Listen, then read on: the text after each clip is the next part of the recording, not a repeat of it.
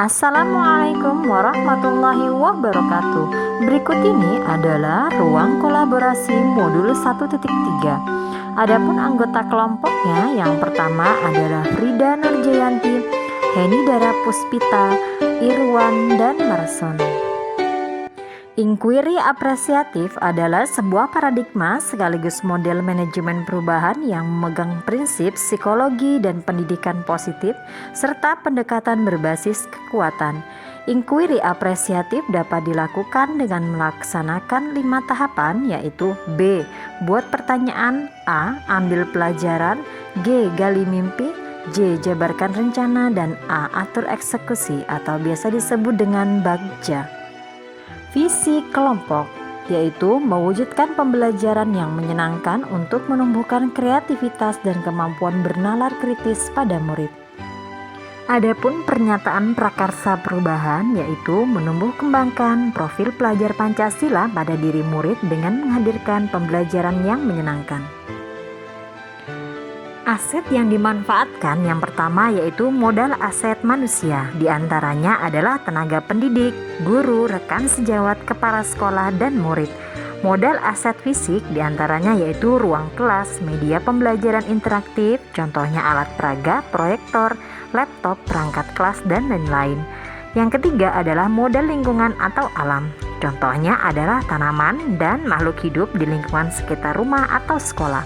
Yang keempat adalah modal finansial, yaitu uang kas kelas atau kelompok. Adapun tahapan bagja yang pertama yaitu B. Buat pertanyaan utama. Pertanyaan, apa yang harus saya lakukan untuk dapat menerapkan proses pembelajaran yang menyenangkan untuk menumbuhkan kreativitas dan kemampuan bernalar kritis pada murid? Yang kedua, langkah-langkah apa yang perlu dipersiapkan untuk dapat menerapkan proses pembelajaran yang menyenangkan untuk menumbuhkan kreativitas dan kemampuan bernalar kritis pada murid? Tindakan atau penyelidikan yang pertama adalah mencari informasi untuk bagaimana menciptakan suasana kelas yang menyenangkan dan menggunakan media pembelajaran yang menarik dan inovatif. Mencari metode pembelajaran yang interaktif dan bervariasi, misalnya dengan memilih metode pembelajaran yang dapat membantu siswa dalam meningkatkan kompetensi dan keaktifan siswa. Tahap berikutnya yaitu A. Ambil pelajaran. Pertanyaan, bagaimana upaya guru untuk menumbuhkan kreativitas dan kemampuan bernalar kritis pada murid dalam menciptakan pembelajaran yang menyenangkan? Yang kedua, aktivitas apa yang dilakukan oleh guru dalam menciptakan pembelajaran yang menyenangkan? Adapun tindakan atau penyelidikan yang pertama adalah mencari contoh nyata bagaimana merancang pembelajaran yang menyenangkan yang dapat menumbuhkan kreativitas dan kemampuan bernalar kritis pada murid dalam menciptakan pembelajaran yang menyenangkan.